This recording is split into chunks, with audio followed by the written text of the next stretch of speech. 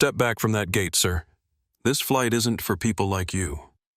The words cut through the morning bustle of LaGuardia Airport's Terminal A like a blade through silk.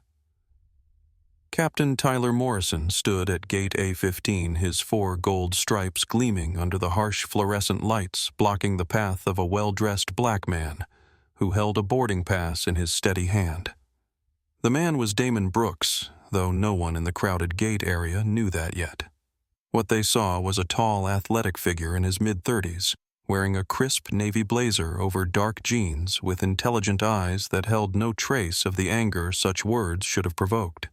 His weekender bag sat perfectly positioned at his feet, and his posture radiated the kind of calm that came from years of training in high-pressure situations. "I'm sorry," Captain Damon said, his voice level and clear enough to carry. "I have a confirmed seat on this flight. American Eagle 2847 to Chicago."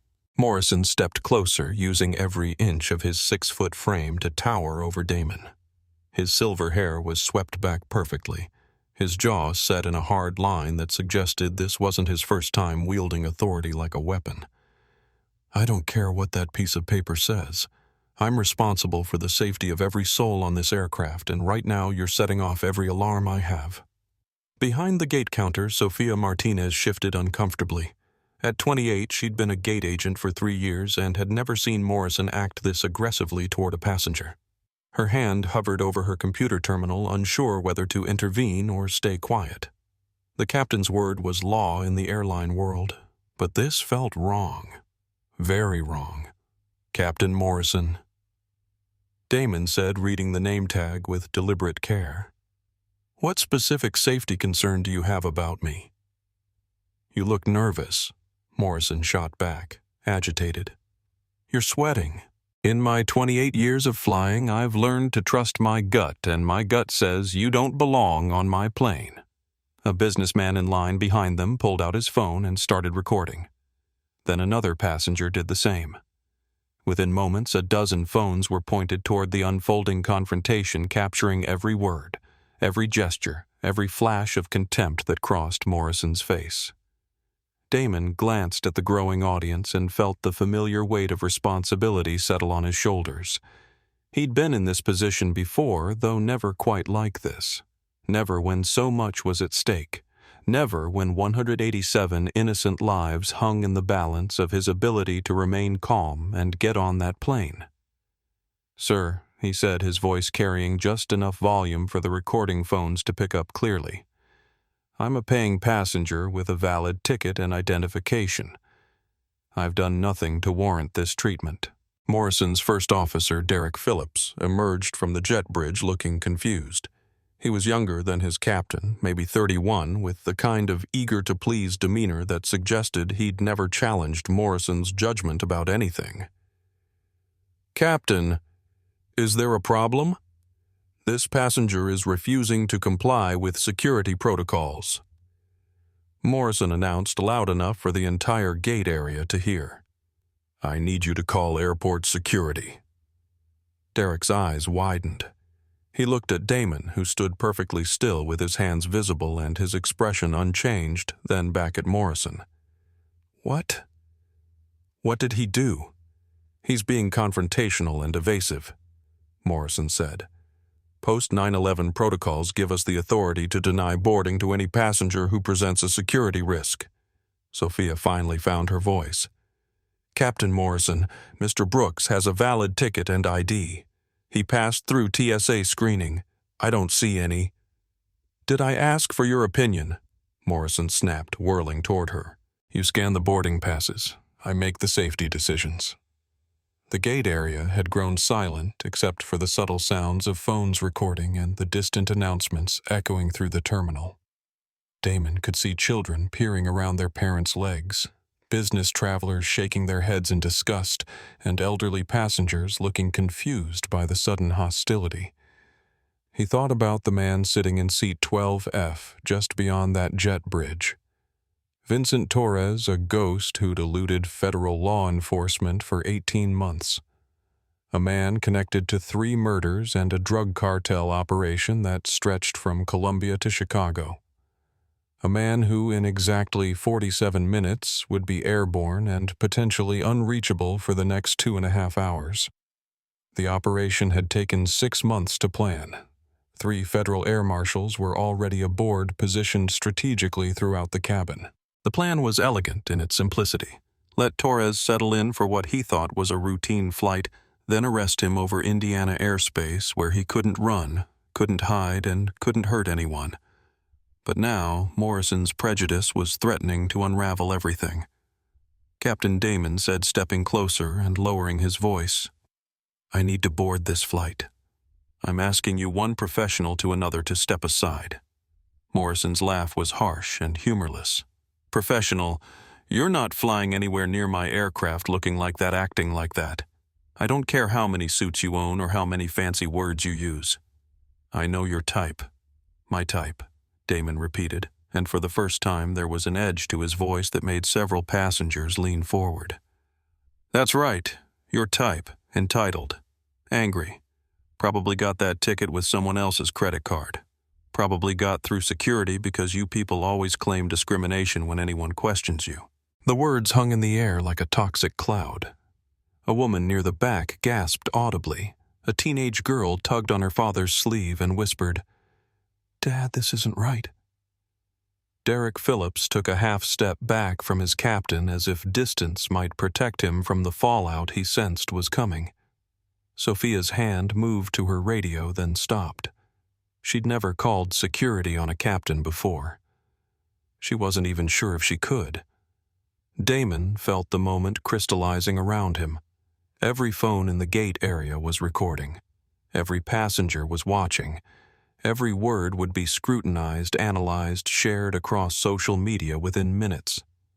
This was bigger than Torres now. This was about every black traveler who'd ever been made to feel unwelcome in their own country. Every person who'd been judged by their appearance rather than their character. But it was also about getting on that plane. "Captain Morrison," he said, his voice carrying the kind of authority that made people stop and listen, "without quite knowing why I'm going to give you one more chance to do the right thing. Step aside and let me board." Morrison's face darkened. "Are you threatening me? Because if you are, you just made the biggest mistake of your life." "Security!" he yelled toward the main terminal. "I need security at gate A15 immediately." The businessman who'd been recording the entire exchange stepped forward. "Excuse me, Captain, but this man hasn't done anything wrong. I've been watching the whole thing. You're the one being aggressive here." "Mind your own business," Morrison snarled. "This is my business," the businessman replied. "I'm flying on this plane too, and I don't want a pilot who makes decisions based on prejudice rather than facts." Other passengers began murmuring their agreement.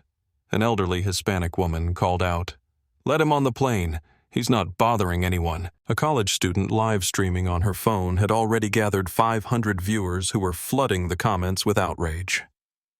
Morrison felt control slipping away from him, which only made him grip tighter. "I am the captain of this aircraft. My word is final. Security will escort this man from the gate area, and we'll board the rest of you when I'm satisfied that the threat has been neutralized." That's when Damon made his decision. He reached into his jacket pocket, and Morrison tensed his hand, moving toward his radio. But what Damon pulled out wasn't a weapon or a threat. It was a leather wallet, which he opened with deliberate care. Captain Morrison. Damon said, his voice cutting through the gate area noise like a church bell. "My name is Special Agent Damon Brooks, Federal Bureau of Investigation." The silence that followed was absolute. Every phone stayed focused on the wallet in Damon's hands, zooming in on the gold badge that caught the terminal lights and threw them back like a beacon. The FBI shield gleamed against black leather, and below it the identification card with Damon's photo and the unmistakable Federal Eagle watermark. Morrison's face went through a progression of colors, red to pale to gray, as if someone was adjusting the saturation on a television screen. His mouth opened and closed twice before any sound emerged. That's not possible," he stammered. "You don't look like like what Captain Damon asked, keeping his badge visible for the cameras. What exactly should a federal agent look like? Derek Phillips had gone completely white. He'd heard Morrison make comments before, subtle digs about passengers that made Derek uncomfortable, but that he'd never had the courage to challenge. But this was different. This was a federal agent. This was career-ending, reputation-destroying lawsuit, generating different. Sophia stepped forward, her voice shaky but determined. "Mr. Agent Brooks, I am so sorry. Is there anything I can do to help you board immediately?" "Yes," Damon said, closing his wallet but keeping it in view. "You can process my boarding pass and allow me to take my seat. I have federal business to attend to on this flight." Morrison's recovery was swift but clumsy. "Well, if you had just identified yourself from the beginning instead of playing games, we could have avoided this whole misunderstanding." The word misunderstanding rippled through the gate area like a stone dropped in still water. Passengers exchanged glances that said they'd heard every word, seen every gesture, and weren't buying Morrison's attempt at revisionist history. "There was no misunderstanding," Captain Damon replied, his voice carrying the weight of absolute certainty. "You made assumptions based on my appearance. You denied me boarding based on prejudice, and you just obstructed a federal investigation." The last words hit Morrison like physical blows. Federal investigation. The implications began cascading through his mind like dominoes falling. FBI, federal charges, career destruction, criminal liability. Look, Agent Brooks, I was just following post-9/11 security protocols. We're required to be vigilant about what Damon interrupted. About black passengers who pass through TSA screening, present valid identification, and board flights quietly. Is that what your training manual says to watch for? A young mother holding a toddler spoke up from the waiting area. "I've been sitting here for an hour. He wasn't doing anything suspicious. He was just reading on his phone like everyone else." Another passenger, an older white man in a business suit, added, "I watched the whole thing." The captain targeted him the moment he approached the gate. This wasn't about security. This was about racism, plain and simple. Morrison's backup plan was to deflect to his first officer. "Derek, you saw how he was acting. Tell them." Derek Phillips faced the biggest decision of his career. He could lie back up his captain and probably survive the immediate fallout. Or he could tell the truth and watch his mentor's career implode in real time. "Captain Morrison," Derek said quietly, Agent Brooks was just standing in line with everyone else. He wasn't agitated or suspicious. He was normal. The word normal landed like a slap. Morrison's eyes flashed with betrayal, but Derek continued finding courage he didn't know he possessed. "And this isn't the first time, sir. Last month you made that black family wait for additional screening that never happened. 2 weeks ago you questioned that businessman's ticket 3 times when everyone else went through normally. I thought it was just being thorough, but now—" "Shut up," Derek Morrison hissed, but the damage was done. Sophia had heard enough. She picked up her radio and called for her supervisor. Within minutes, Gate Supervisor Elena Rodriguez arrived, took one look at the situation, the recording phones, the angry passengers, the federal agent with his badge still visible, and immediately began damage control. "Agent Brooks," she said, extending her hand. "I'm Elena Rodriguez, Gate Supervisor.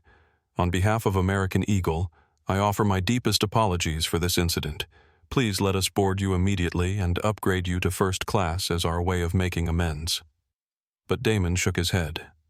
"I appreciate the gesture, but I need to board in my assigned seat. This is an active federal operation, and I can't afford any changes that might compromise it." Elena's eyes widened as the implications hit her. An active federal operation meant someone on that plane was a target. Someone dangerous enough to warrant FBI attention, and Morrison had nearly derailed it with his prejudice. Meanwhile, the social media explosion was already beginning. The college student's live stream had jumped to 2,000 viewers. The businessman's video was being shared on Twitter with hashtags like racist pilot and FBI obstruction. A passenger in the back row had posted the confrontation on TikTok with the caption, "Pilot refuses black FBI agent boarding." Morrison made one last desperate attempt to salvage the situation. "Agent Brooks, I hope you understand I was just being cautious. In today's security environment, we can't be too careful. Nothing personal." Damon stepped closer to Morrison, close enough that the captain could see the absolute conviction in his eyes. "Captain, let me be very clear about something. I have spent 12 years with the FBI investigating organized crime, terrorism, and federal civil rights violations. I have arrested cartel leaders, corrupt politicians, and domestic terrorists. I have testified before Congress and briefed the Attorney General. And in all that time, I have never encountered someone who combined such obvious prejudice with such complete lack of professional judgment." He paused, letting the words sink in while the phones continued recording. What happened here today wasn't about security. It wasn't about caution. It was about you seeing a black man in a gate area and deciding he didn't belong. And that decision just cost you everything. Morrison's face had gone ashen. "You can't prove intent." "I was following procedure." Captain Damon interrupted. "Every word of this conversation has been recorded by a dozen passengers. Your own first officer just testified against you. The gate agent witnessed your targeting behavior, and I'm a federal law enforcement officer trained in recognizing discriminatory conduct." He gestured toward the watching crowd. "Do you really want to argue that 12 independent witnesses, multiple video recordings, and a federal agent are all wrong about what we just experienced?" The fight went out of Morrison like air from a punctured balloon. He looked around the gate area and saw it for what it was now. Not his domain, not his kingdom, but a courtroom where the verdict had already been rendered. Elena Rodriguez had been quietly speaking into her radio during the exchange. Now she approached Morrison with the kind of expression that meant someone's day was about to get much worse. "Captain Morrison." She said her voice professionally neutral but carrying an unmistakable undercurrent of finality. "I've been in contact with operations and crew scheduling. You are being relieved of your flight duties pending a full investigation. Please report to the crew office immediately." Morrison's mouth fell open. "You can't ground me based on a misunderstanding. I've been flying for this company for 15 years. My safety record is spotless." "Your safety record may be spotless," Elena replied, "but your civil rights record just became very complicated. Agent Brooks, we're assigning a new captain to this flight. Captain Lisa Chen has already been contacted and is en route. We expect about a 20-minute delay." Damon felt precious minutes slipping away. Torres was already on the plane, probably wondering why the departure was delayed. Every minute increased the risk that the fugitive would sense something was wrong and find a way off the aircraft. "I need to board now," he said firmly. "The federal operation I'm conducting is time-sensitive." Elena nodded immediately. "Of course. Sophia, please board Agent Brooks immediately." But Morrison wasn't finished. Even facing career destruction, his pride wouldn't let him walk away quietly. "This is ridiculous," he said, his voice rising. "One complaint from one passenger and you're throwing away 15 years of loyal service. What about due process? What about innocent until proven guilty?" An elderly black woman who'd been watching from the departure lounge stood up. Her voice, when she spoke, carried the weight of 8 decades of experience. "Son," she said to Morrison, "I lived through segregation. I lived through civil rights. I lived through watching my grandson become a doctor despite people like you telling him he didn't belong. And I can tell you something for certain. That young man didn't get treated the way he did because of security protocols. He got treated that way because you saw his skin color and made up your mind before he said a word." Her words rang through the terminal with undeniable authority. Other passengers nodded in agreement. Several applauded softly. Morrison looked around desperately for support and found none. Derek had moved away and was speaking quietly with Elena. Sophia was focused on her computer processing Damon's boarding pass with the kind of efficiency that comes from wanting to correct a wrong as quickly as possible. "Here's your boarding pass." "Agent Brooks," Sophia said, her voice carrying genuine remorse. "Again, I'm very sorry for what happened. It wasn't right." Damon accepted the pass with a nod. "Thank you, Sophia. You did the right thing by speaking up." As he moved toward the jet bridge, Morrison called out one last time. "This isn't over, Agent Brooks. I have rights too. I have due process." Damon stopped and turned back, his expression serious but not unkind. "You're absolutely right, Captain. You do have rights. You have the right to an attorney. You have the right to remain silent. And you're probably going to need both before this is over." With that, he disappeared into the jet bridge, leaving behind a gate area that would never forget what they'd witnessed. Morrison stood alone, no longer a captain, no longer in command, just a man whose prejudice had finally met an immovable force. Behind him, phones continued recording, and the story of Flight 2847 was just beginning. The aircraft cabin felt different when you entered it knowing you were hunting a killer. Damon moved down the narrow aisle of the Boeing 737, his trained eyes automatically cataloging faces, positions, and potential threats. The passengers were settling in for what they thought would be a routine 90-minute flight to Chicago. They had no idea that Seat 12F contained one of the FBI's most wanted fugitives. Vincent Torres looked exactly like his surveillance photos. Forgettable. Medium height, medium build, brown hair that could be called dirty blonde in the right light, wearing a Cubs baseball cap and a Northwestern University sweatshirt. The kind of man who could walk through a crowd and never be remembered. It's what had kept him free for 18 months while he orchestrated a drug distribution network that moved millions of dollars in cocaine from Colombian cartels to American streets. Damon found his assigned seat in row 18 and settled in, maintaining the perfect cover of a business traveler heading home. His phone buzzed with a text from SAC Reynolds' status report. Torres' location confirmed. He typed back quickly. Target acquired. Package secure. Ready for airborne operations. But even as he sent the message, Damon couldn't shake his frustration about the gate incident. The operation should have been smooth, invisible, professional. Instead, Morrison's prejudice had created exactly the kind of scene that could spook a careful fugitive. If Torres had been paying attention to the gate area drama, he might already be planning his escape. 3 rows ahead, Federal Air Marshal Patricia Simmons adjusted her glasses and pretended to read a magazine. She was one of 3 marshals on the flight strategically positioned to cover all possible escape routes. Her partner, Marshal James Wright, sat in first class, while Marshal Carlos Rivera had the aisle seat directly behind Torres. The plan was elegant. Wait until the plane reached cruising altitude over Indiana, then Rivera would identify himself and make the arrest, while Simmons and Wright ensured no other passengers were endangered. Torres had no known history of violence against civilians, but his cartel connections made him unpredictable.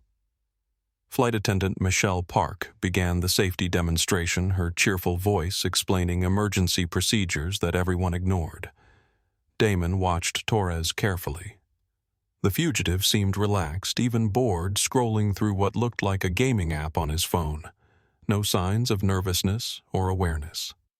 That's when Captain Lisa Chen's voice came over the intercom. "Ladies and gentlemen, this is Captain Chen speaking. I apologize for the departure delay. We had a crew scheduling issue that required a captain change, but we're all set now. We'll be airborne in just a few minutes, and I expect we'll make up most of the lost time en route. Flight attendants, please prepare for departure." Torres looked up sharply at the mention of a captain change.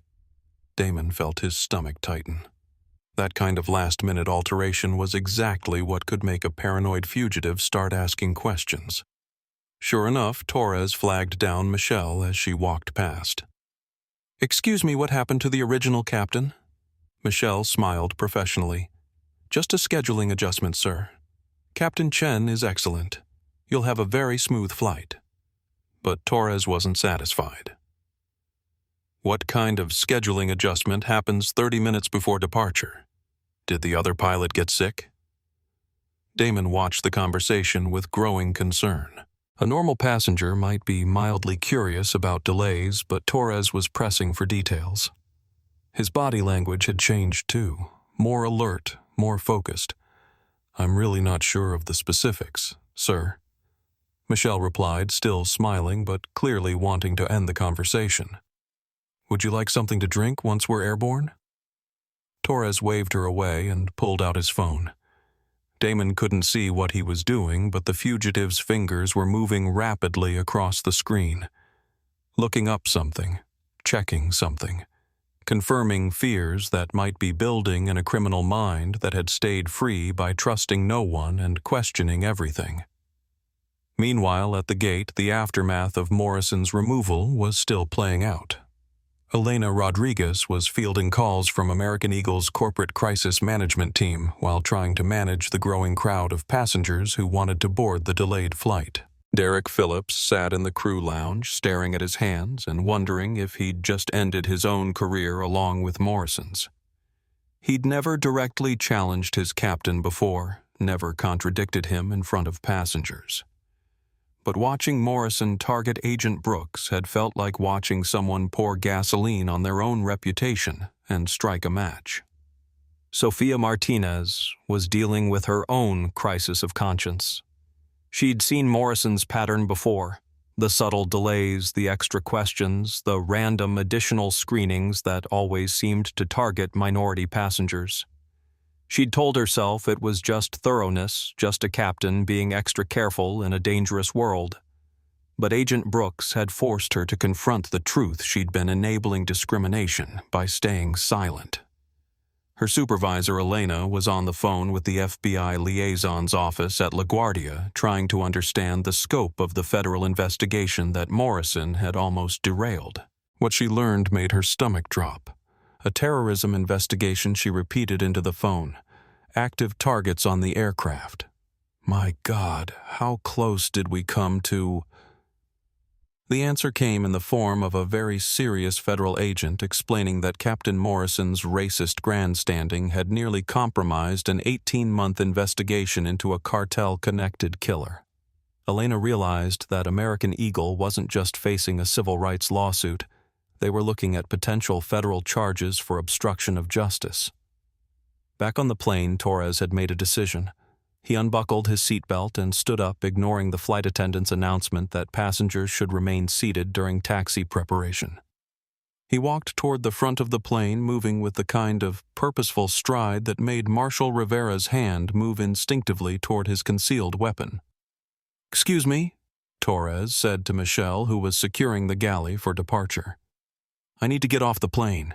Michelle looked confused. "Sir, we're about to push back from the gate. Is there a medical emergency?" "No emergency," Torres replied, his voice calm but insistent. "I just realized I can't make this trip. Family issue came up. I need to deplane immediately." This was exactly what Damon had been afraid of. Morrison's scene at the gate had created enough uncertainty to spook their target. He watched as Torres pressed his request, becoming more insistent when Michelle explained that deplaning would require returning to the gate and could delay the flight further. Marshal Rivera faced an impossible choice. Let Torres leave and lose him possibly for another 18 months, or move too early and risk a confrontation in a confined space full of civilians. Torres solved the problem by becoming more aggressive.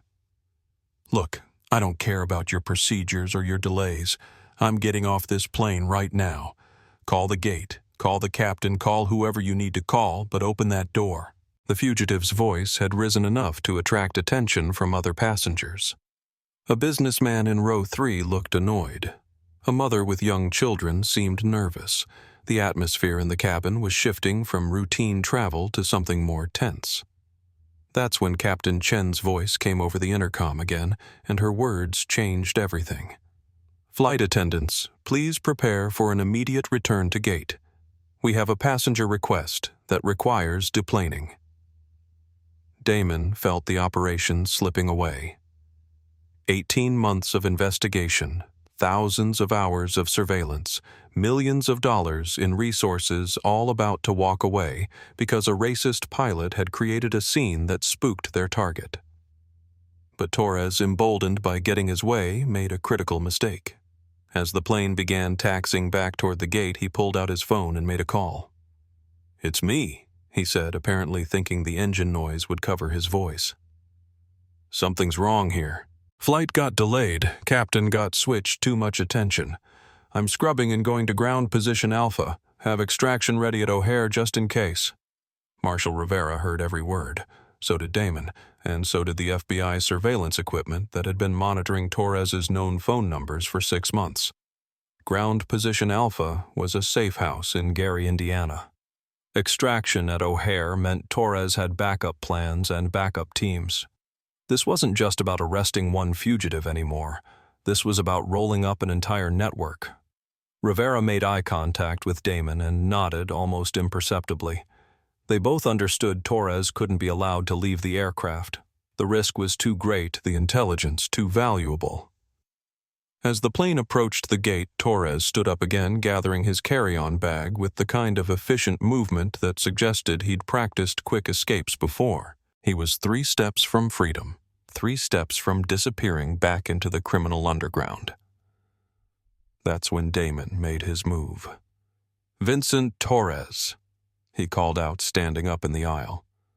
"Federal Bureau of Investigation. You're under arrest." The effect was instantaneous and electric. Torres froze his hand on his bag, his body halfway into the aisle. Every passenger in the cabin turned to stare. Michelle Park dropped the safety card she was holding.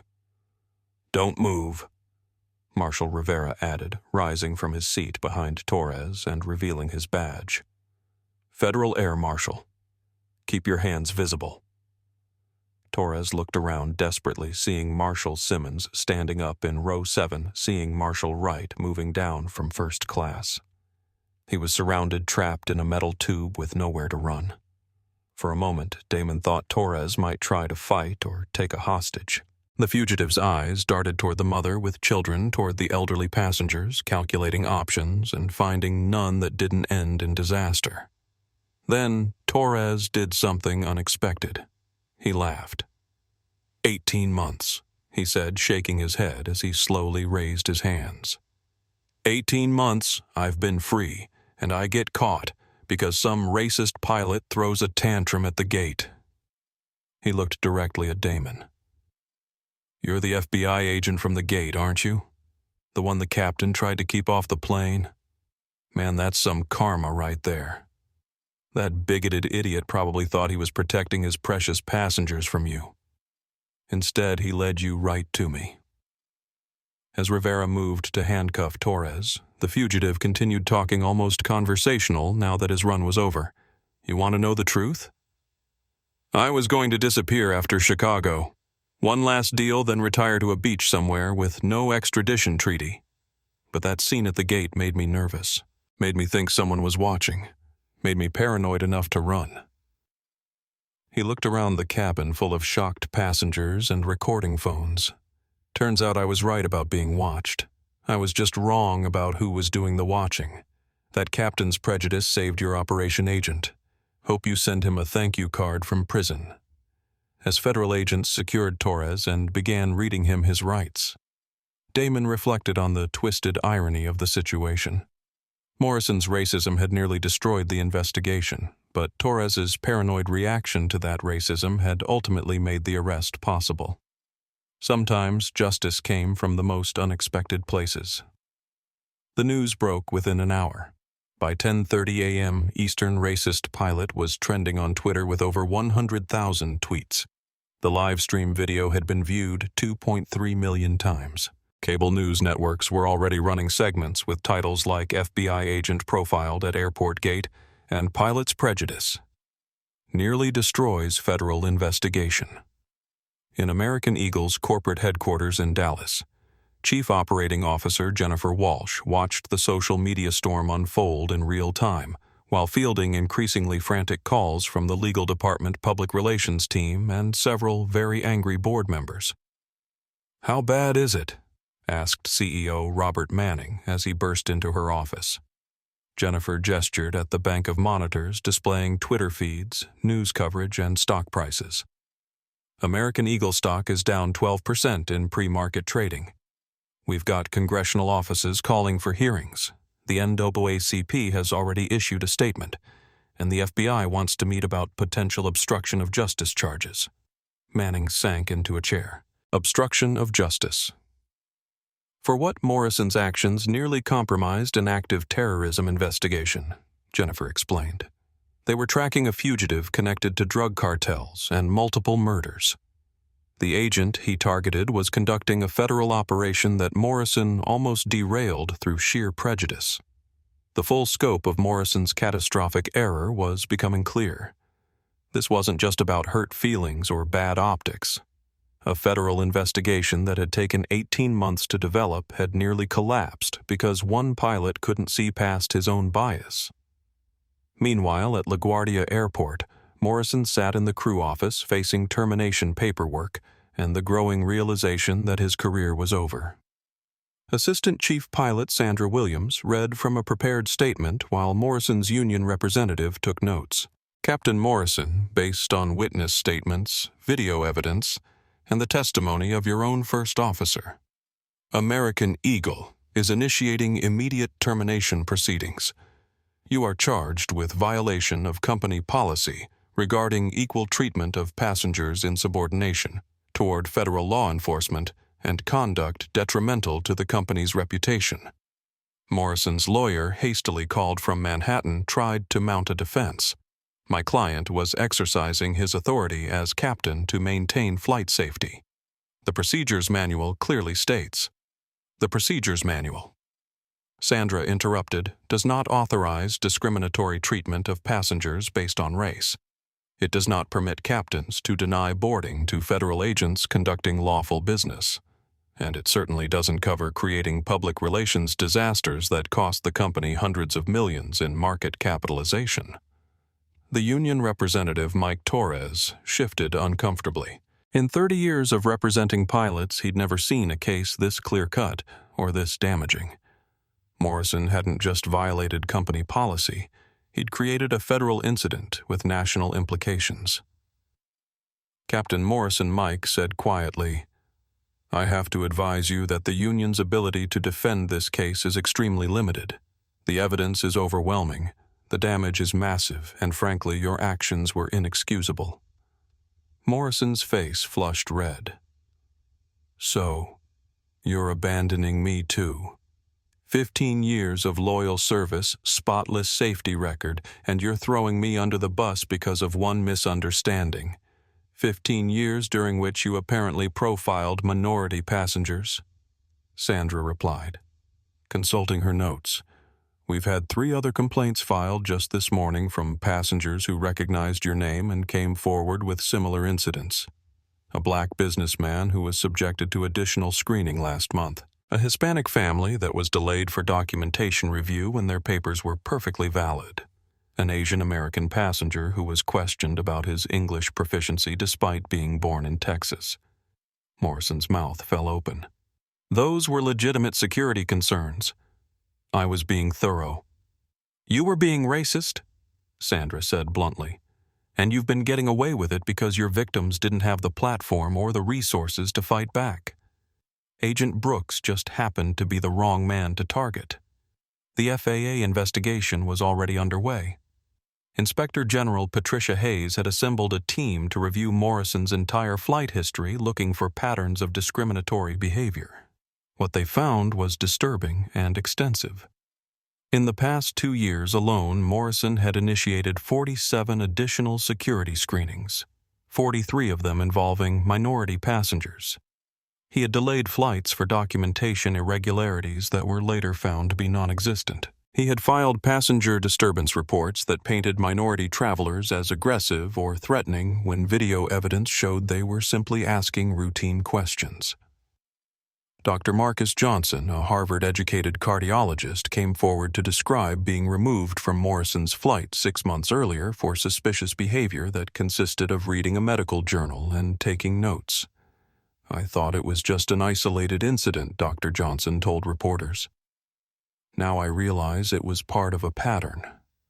Teresa Gonzalez, a federal prosecutor, shared her experience of being detained at the gate, while Morrison questioned the validity of her government credentials. "He spent 20 minutes trying to prove my federal ID was fake," she said. Meanwhile, white passengers were boarding normally around me. James Wright, an active-duty Marine returning from deployment, described being subjected to 3 separate ID checks because Morrison claimed he didn't look military enough. "I was in uniform," Wright said. "How much more military can you look?" The pattern was undeniable, damning, and increasingly expensive for American Eagle. The company's legal department estimated they were facing a minimum of $50 million in civil rights lawsuits, with the potential for punitive damages that could reach 9 figures. Back at FBI headquarters in Washington, Deputy Director Sarah Chen briefed Director James McNeil on the Torres arrest and the Morrison incident. "The good news is that Torres is in custody, and we've got intelligence that should help us roll up his entire network," she reported. "The bad news is that we nearly lost him because of pilot prejudice, and now we're dealing with a major civil rights incident that's attracting congressional attention." Director McNeil reviewed the preliminary report with growing irritation. "So let me understand this. One of our agents was racially profiled while conducting a federal investigation. The operation was nearly compromised by bigotry, and now Congress wants hearings." "That's correct, sir. Senator Williams has already announced that the Senate Judiciary Committee will investigate patterns of discrimination in commercial aviation. Representative Davis is calling for FAA oversight reforms, and the Attorney General wants a full report on our desk by Friday." McNeil rubbed his temples. "What's our agent's status? Agent Brooks is being commended for his professionalism under extraordinary circumstances. He maintained cover, completed the mission, and arrested a high-value target despite facing blatant discrimination from the flight crew.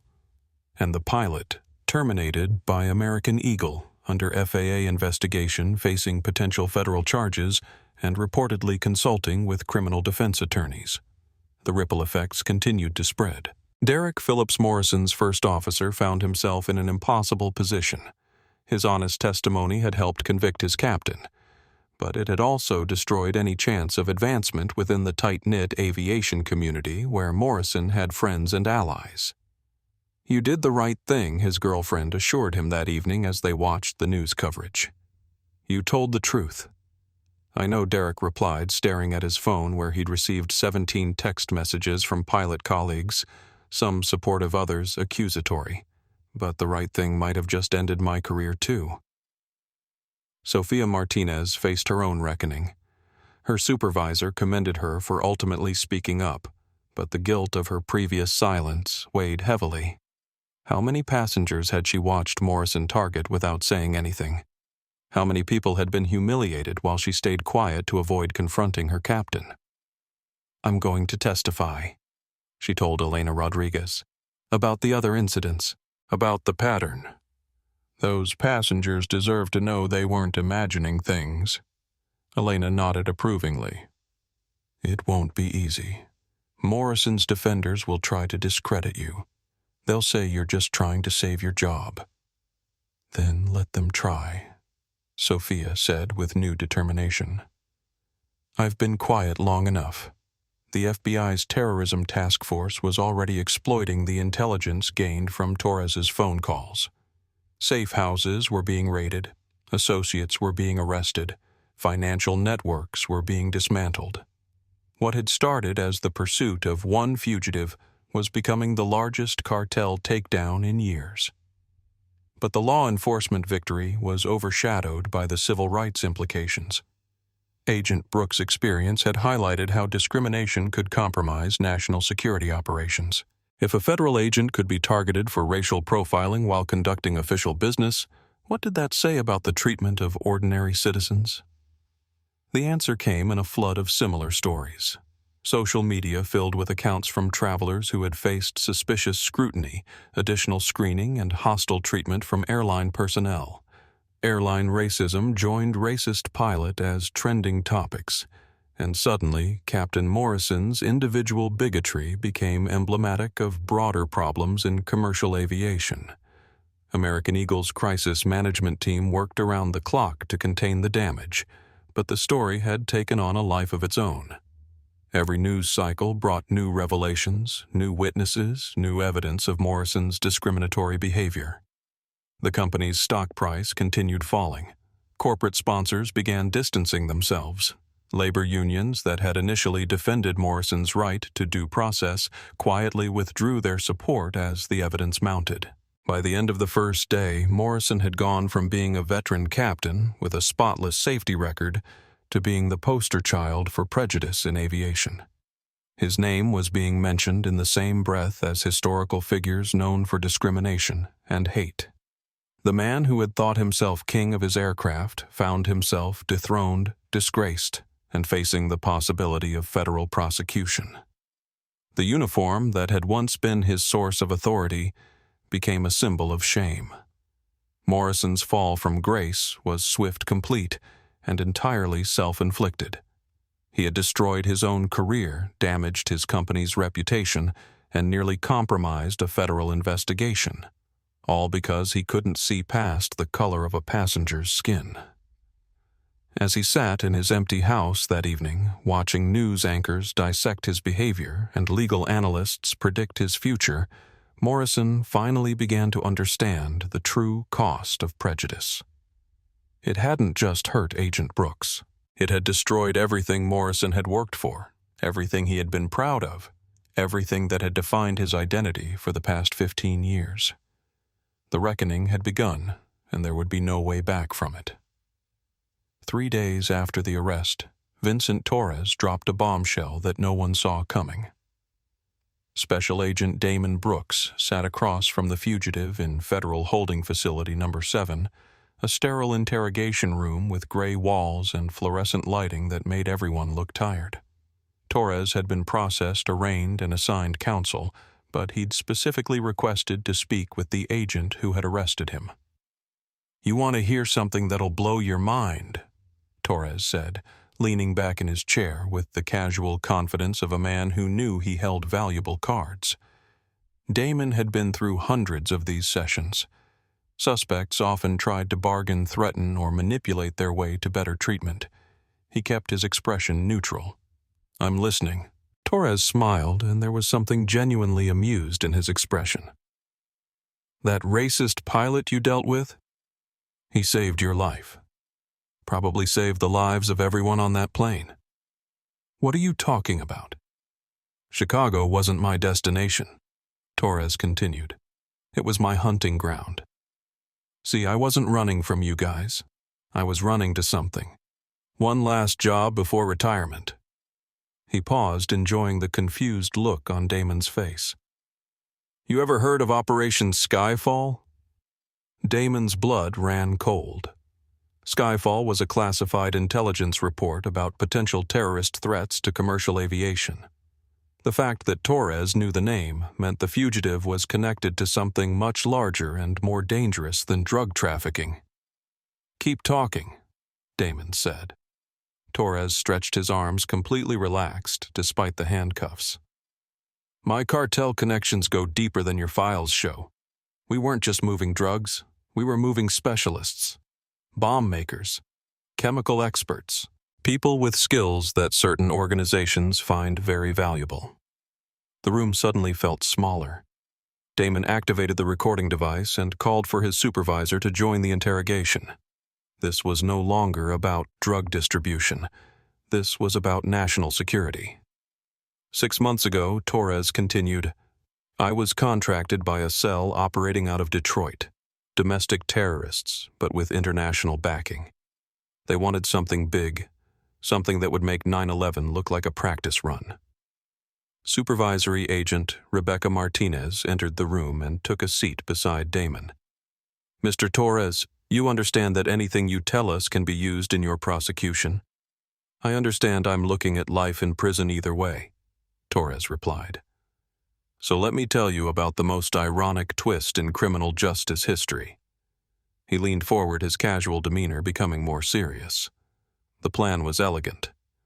Hijack American Eagle 2847 somewhere over Lake Michigan, remote enough that fighter jets couldn't intercept quickly, large enough body of water that crash debris would be minimal. Damon felt his stomach drop. Hijack how pressure bomb in my carry-on. Not enough to destroy the plane immediately, just enough to depressurize the cabin and create panic. During the chaos, my associate, who was supposed to be in seat 8C, would help me take control of the cockpit. Agent Martinez pulled out her phone and started making urgent calls. If Torres had an associate, they needed to find him immediately. But here's where it gets interesting, Torres continued. The whole plan depended on smooth boarding, minimal attention, normal flight operations. We needed to be invisible until we were over water. The implications crashed over Damon like a wave. Morrison's scene at the gate created exactly the kind of attention we couldn't afford. Torres finished. Suddenly there were cameras everywhere. Social media coverage news vans showing up at the airport. My associate took one look at that circus and decided the operation was blown. Torres pulled out a small piece of paper that had somehow survived the booking process. On it was a phone number and a short message. Too hot. Scrubbing. See you at secondary location. He bailed before he even tried to board, Torres said. Left me hanging with a pressure bomb in my bag and no backup plan. That's when I knew the operation was done. Agent Martinez returned to the table, her face grim. We've identified the associate. Marcus Webb, former Army Explosive Ordnance Disposal Specialist discharged for psychological issues. Chicago field office is tracking him now. Torres nodded. Good luck with that. Webb's probably halfway to Canada by now. The cell had escape protocols for blown operations. Damon tried to process what he was hearing. Morrison's racist behavior, which had nearly destroyed a federal investigation, had accidentally prevented a terrorist attack. The pilot's prejudice had created enough of a disturbance to spook professional terrorists into abandoning their mission. So, let me get this straight, Damon said. You're telling me that Captain Morrison's discrimination saved the lives of everyone on that plane? Torres shrugged. Ironic, isn't it? The bigoted pilot becomes an accidental hero, though I doubt he knew what he was preventing. Why are you telling us this? Because I'm tired, Agent Brooks. 18 months on the run, sleeping in safe houses, always looking over my shoulder. And now I'm facing terrorism charges on top of everything else. Maybe if I cooperate, help you roll up this network, the prosecutors will be lenient. Agent Martinez leaned forward. What else can you tell us about the cell Torres settled in for what would become a 6-hour briefing that would ultimately lead to the arrest of 14 domestic terrorists, the seizure of enough explosives to level a city block, and the prevention of what intelligence analysts would later describe as the most sophisticated aviation terror plot since 9/11?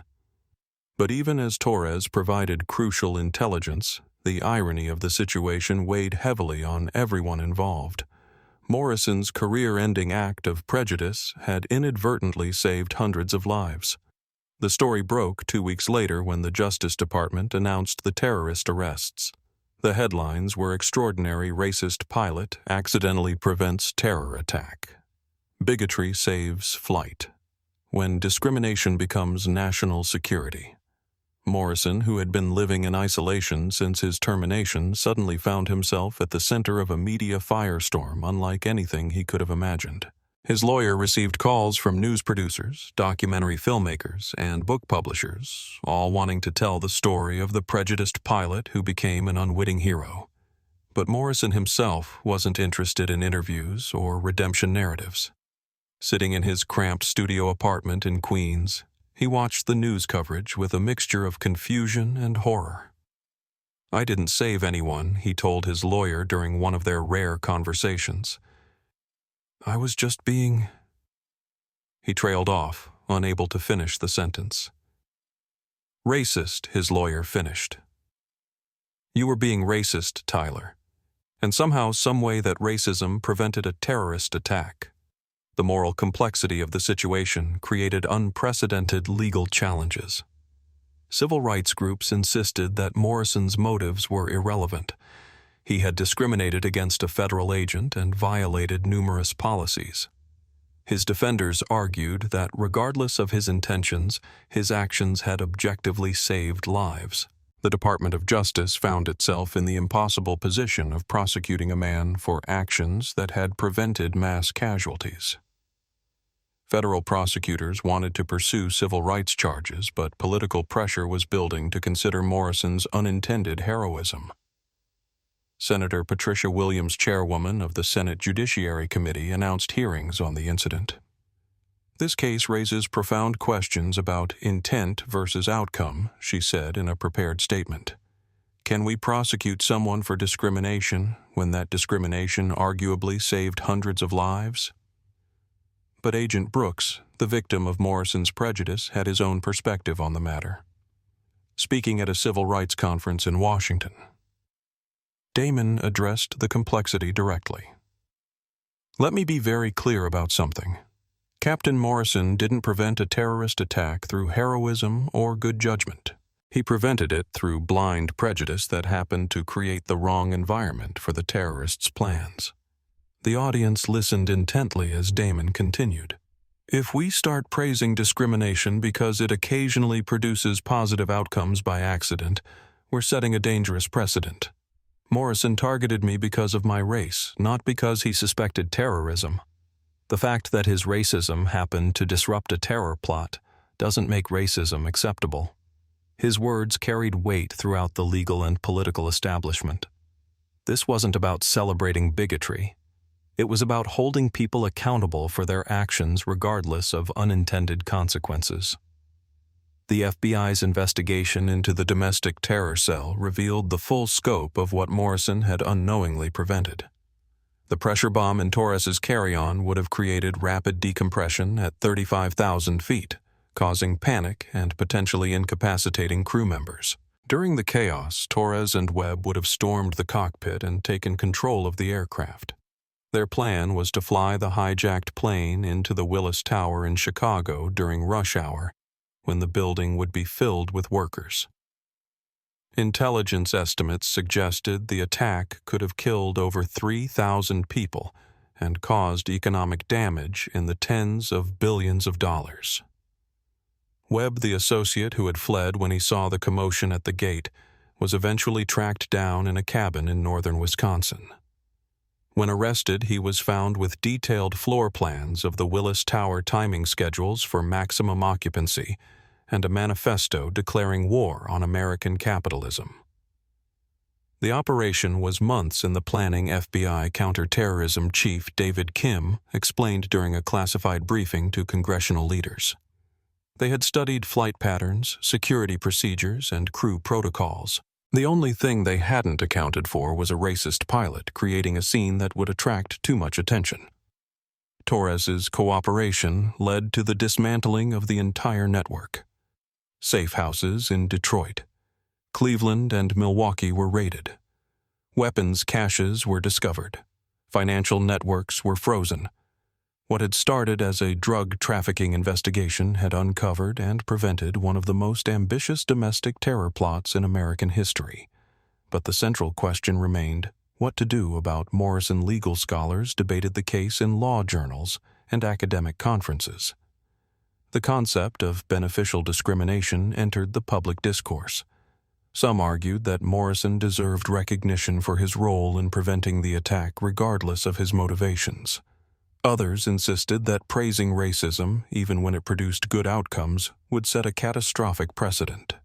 Morrison himself remained largely silent, overwhelmed by the complexity of his situation. He had lost his career for being a bigot, but that same bigotry had saved thousands of lives. The cognitive dissonance was profound and disorienting. His wife, Sarah, filed for divorce 3 weeks after the terrorist plot was revealed. "I can't live with this," she told him during one of their final conversations. "I can't be married to someone who's famous for being racist, even if people are calling him a hero. His children, both college students, struggled with having a father whose prejudice had made international headlines. Even the revelation about the prevented terror attack couldn't erase their shame at his discriminatory behavior. Meanwhile, Agent Brooks continued his FBI career with newfound recognition for his professionalism under extraordinary circumstances. He was promoted to lead a new division focused on civil rights violations in transportation, turning his traumatic experience into a platform for preventing similar incidents. The contrast between the two men became a symbol of the broader moral questions the case raised. Brooks, the victim of discrimination, channeled his experience into positive change. Morrison, the perpetrator, remained trapped by the consequences of his prejudice, unable to claim credit for heroism he had never intended. As the legal proceedings moved forward, one thing became clear. The story of Flight 22847 was bigger than any individual. It was about the complex relationship between prejudice and justice, between intent and outcome, between the discrimination that tears society apart and the unexpected ways that even wrong actions can sometimes lead to right results. But for Damon Brooks, the lesson was simpler and more profound. Justice isn't about the accidents of outcome. It's about the integrity of intent and the courage to stand up for what's right, even when the cost is high and the recognition is delayed. The terrorist plot had been stopped, but the real victory was in ensuring that discrimination would not be celebrated simply because it had produced an unintended benefit. Some victories Brooks knew were worth fighting for regardless of their complexity. The fallout from the Morrison incident spread like ripples in a pond, touching institutions' careers and policies across the American aviation industry. 6 months after Torres's arrest and the revelation of the thwarted terrorist plot, American Eagle found itself facing the largest civil rights settlement in aviation history. The Department of Justice had completed its investigation into company practices and found what prosecutors called a pattern of discriminatory conduct that went far beyond one pilot's actions. CEO Robert Manning stood before a packed press conference in Dallas, flanked by lawyers and civil rights leaders, to announce the comprehensive settlement agreement. American Eagle accepts full responsibility for the discriminatory practices that occurred under our watch. He said, his voice heavy with the weight of corporate accountability. We failed our passengers, we failed our values, and we failed our obligation to treat every traveler with dignity and respect. The settlement was staggering in its scope: $127 million in damages to affected passengers, $50 million for new anti-discrimination training programs, and 5 years of federal monitoring to ensure compliance.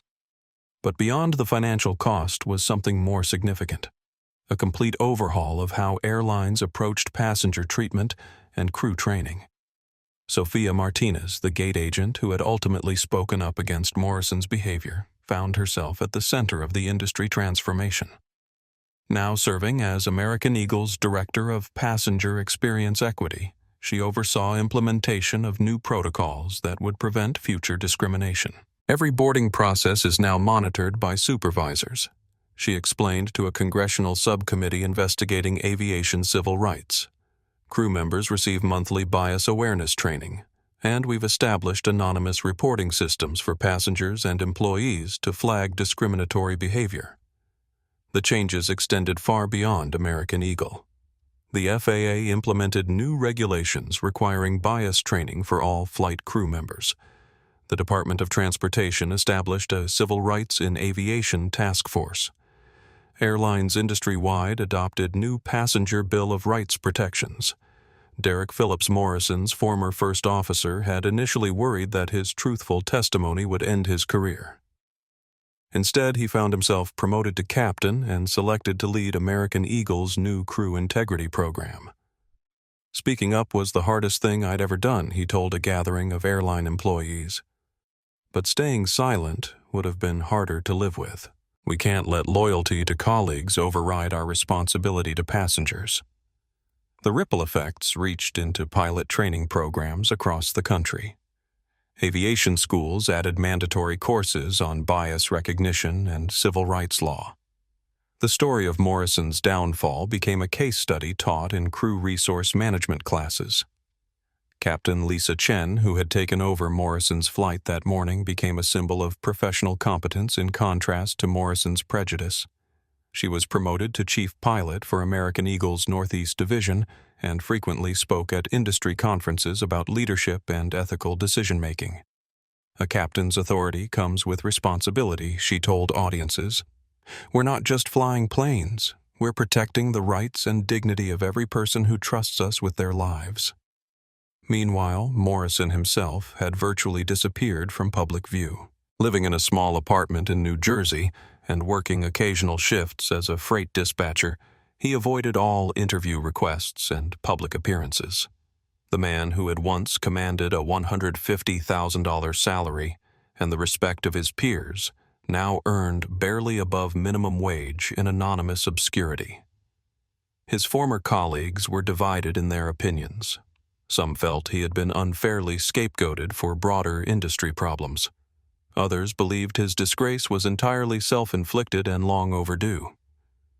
Captain James Rodriguez, a 20-year veteran with American Eagle, represented the majority view. Tyler brought this on himself. We all saw the signs, the comments, the attitude, the way he treated certain passengers differently. We told ourselves it wasn't our business, but that made us complicit. His downfall was a wake-up call for all of us. The legal resolution of Morrison's case proved as complex as the moral questions it raised. Federal prosecutors ultimately decided to pursue civil rights violation charges, arguing that his intent mattered more than the accidental prevention of terrorism. During the trial, Morrison's defense attorney tried to argue that his client's actions had objectively saved lives regardless of motivation. Ladies and gentlemen of the jury, attorney David Kellerman said in his closing argument, "You cannot ignore the fact that Tyler Morrison's decisions on that morning prevented one of the worst terrorist attacks in American history." But prosecutor Maria Santos countered with a devastating rebuttal. Mr. Morrison didn't act as a hero, he acted as a bigot. The fact that his bigotry accidentally prevented a crime doesn't make bigotry acceptable. If we excuse discrimination because it sometimes produces positive outcomes by chance, we undermine the very foundations of civil rights law. Agent Brooks testified as the primary victim, describing not just the personal humiliation, but the professional consequences of Morrison's actions. Captain Morrison nearly destroyed an 18-month federal investigation because he couldn't see past my skin color, Brooks said from the witness stand. That level of prejudice is incompatible with the authority we give airline personnel over passenger safety.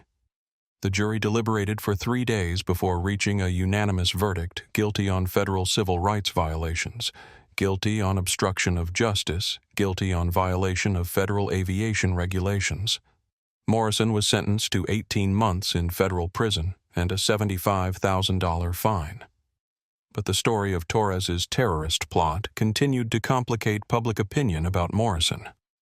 Letters to newspaper editors reflected the moral confusion many Americans felt about celebrating or condemning a man whose racism had saved thousands of lives. One letter to the Chicago Tribune captured the sentiment. I understand that Morrison's behavior was wrong and illegal, but if my family had been in the Willis Tower that day, his prejudice might have saved their lives. How am I supposed to feel about that?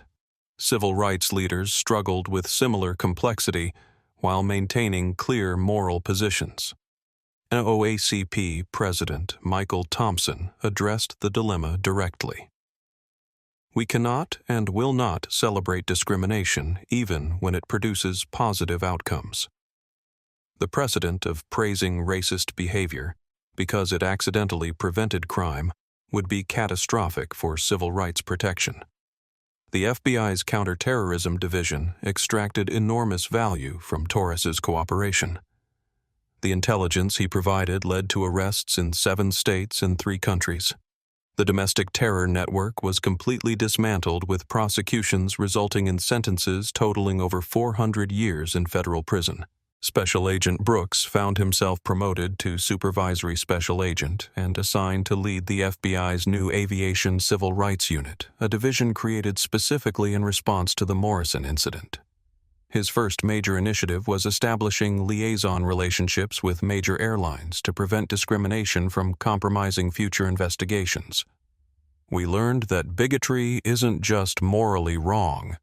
It's a national security vulnerability," Brooks explained during a briefing with airline executives. "When crew members make decisions based on prejudice rather than legitimate security concerns, they create chaos that criminals and terrorists can exploit." The unit's work extended beyond aviation into other transportation sectors. Amtrak Greyhound and even TSA adopted new anti-bias protocols based on the lessons learned from Flight 2847.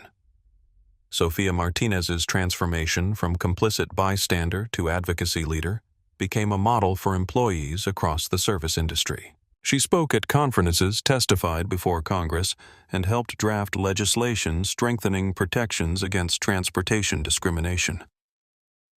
"I was silent for too long," she acknowledged during a speech to airline customer service representatives. "I saw the pattern. I knew it was wrong, but I convinced myself it wasn't my place to speak up." Agent Brooks' experience taught me that silence in the face of discrimination is its own form of participation. The broader aviation industry implemented what became known as Brooks Protocols, comprehensive procedures for handling passenger disputes that emphasized de-escalation, supervisory involvement, and protection of civil rights. Airlines found that these protocols not only reduced discrimination, but also improved overall customer satisfaction and reduced legal liability. American Eagle's stock price, which had plummeted during the initial crisis, gradually recovered as investors recognized the company's genuine commitment to change. The settlement costs were enormous but manageable, and the new policies actually strengthened the airline's competitive position by attracting passengers who valued inclusive treatment. Vincent Torres, meanwhile, received a reduced sentence of 15 years in federal prison in exchange for his cooperation against the terror network. His testimony led to convictions that prevented multiple planned attacks and saved countless lives. But perhaps the most significant consequence of the Morrison incident was cultural rather than legal or institutional. The story became a touchstone in national conversations about implicit bias, institutional racism, and the responsibilities that come with professional authority. In airport terminals across America, gate agents thought twice before subjecting minority passengers to additional scrutiny. Pilots considered the implications of their decisions beyond immediate safety concerns. Flight attendants received training that helped them recognize and interrupt discriminatory behavior. The incident also sparked broader discussions about the complexity of moral judgment in an interconnected world where individual actions can have far-reaching consequences. Philosophy professors assigned the Morrison case as a study in ethical decision-making. Seminary students debated whether prejudice could ever be justified by its outcomes. For Morrison himself, living in obscurity and working minimum-wage jobs, the philosophical debates felt abstract and irrelevant. He had lost everything: career, family, reputation, financial security, because of prejudices he had harbored for years without consequence. The fact that those same prejudices had accidentally prevented mass casualties provided no comfort or redemption. His former wife, now remarried, had moved across the country and forbidden him from contacting their children. His former colleagues avoided him. His former community had rejected him. The uniform that had once been his source of identity and pride now hung in a closet like an artifact from a different life. The man who had thought himself a king in his aircraft had become a cautionary tale about the true cost of discrimination, not just to its victims, but to its perpetrators. Morrison's fall was complete, irreversible, and entirely self-inflicted. But from that fall, a more just and equitable aviation system had emerged, one where Agent Brooks's experience could never be repeated, and where the dignity of every passenger would be protected regardless of their race, religion, or appearance. Sometimes progress required the complete destruction of old ways of thinking. Morrison's disgrace had cleared the path for something better, something more worthy of the diverse nation that American aviation was meant to serve. 18 months after that morning at LaGuardia Airport, Agent Damon Brooks stood in the federal courthouse in Brooklyn watching as Tyler Morrison was led away in handcuffs to begin his prison sentence. The man who had once commanded aircraft worth hundreds of millions of dollars now wore the orange jumpsuit of a federal inmate. Morrison's final appeal had been rejected unanimously by the Second Circuit Court of Appeals. The judges had written in their opinion, "While the defendant's actions may have inadvertently contributed to preventing a terrorist attack, this court cannot and will not establish precedent that accidental positive outcomes justify intentional discriminatory conduct." As Morrison disappeared through the courthouse doors, Damon felt a complex mixture of satisfaction and sadness. Justice had been served, but at what cost? A man's life had been destroyed, a family broken apart, a career obliterated, all because prejudice had been allowed to fester and flourish unchallenged for years. Defense attorney David Kellerman made one final statement to the assembled media. "Tyler Morrison is not a monster. He is a man whose prejudices led him to make terrible decisions. Today's sentence is just, but I hope it also serves as a reminder that discrimination destroys everyone it touches, victims and perpetrators alike." The civil lawsuits had been settled months earlier. Morrison's personal bankruptcy had eliminated most of his assets, but the court had ordered him to pay $50,000 in restitution to Agent Brooks from any future earnings. It was a symbolic amount that would take Morrison years to pay off on a dispatcher's salary, but it represented formal acknowledgement of the harm he had caused. Dr. Marcus Johnson, the Harvard cardiologist who had been removed from Morrison's flight 6 months before the Brooks incident, stood outside the courthouse with other victims of Morrison's discrimination. "This isn't about revenge," Dr. Johnson told reporters. "It's about accountability. For too long, airline personnel have been able to target passengers based on race with no real consequences. Tyler Morrison's case sends a clear message that those days are over." Teresa Gonzalez, the federal prosecutor who had been detained while Morrison questioned her government credentials, added her perspective. "I've prosecuted discrimination cases for 12 years, and I've never seen such a clear pattern of biased behavior. The evidence was overwhelming. Witness testimony video recordings documented complaints. Justice wasn't just served today, it was inevitable." Inside the courthouse, Damon spoke briefly with Assistant U.S. Attorney Maria Santos, who had prosecuted the case with meticulous thoroughness. "Morrison got 18 months, she said. Torres got 15 years for terrorism conspiracy. Webb got life without parole for the bombing plot. Sometimes the scales of justice balance in ways we don't expect. The terrorism prosecutions had indeed been swift and decisive. Vincent Torres had fulfilled his cooperation agreement, providing intelligence that led to the arrest and conviction of 14 domestic terrorists across 7 states. The network had planned attacks on infrastructure, government buildings, and civilian targets that could have killed thousands of people. Marcus Webb Torres's associate, who had fled when he saw the commotion at the gate, had been captured 3 months later in a remote cabin in Wisconsin. When arrested, he was found with enough explosive materials to destroy a city block and detailed plans for attacks on the Federal Reserve Building in Chicago and the Renaissance Center in Detroit. Webb's trial had been a stark reminder of how close the country had come to catastrophe. Homeland Security Director Janet Reyes testified that the planned attacks would have represented the most devastating domestic terrorism event since Oklahoma City. But it was the testimony of aviation security experts that drove home the twisted irony of Morrison's role in preventing the attacks.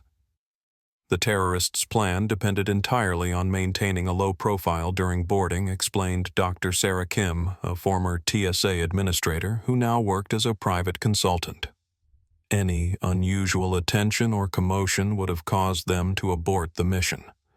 Captain Morrison's racist behavior created exactly the kind of chaos that professional terrorists are trained to avoid. FBI counterterrorism chief David Pierce provided even more disturbing details during a classified congressional briefing.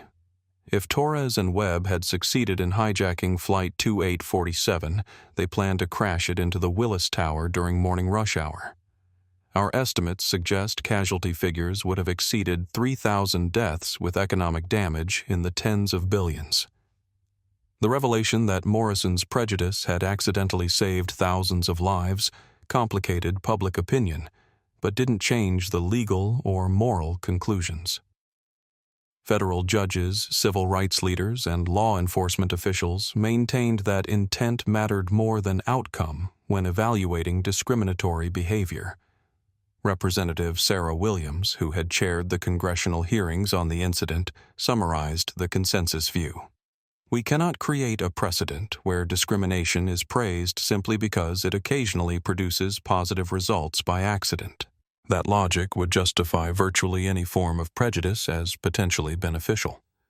Morrison's family had been collateral damage in his disgrace. His ex-wife Sarah had remarried and moved to Oregon with their 2 children, both of whom had legally changed their names to distance themselves from their father's notoriety. His elderly parents, who had initially defended him, eventually acknowledged that his behavior had been inexcusable.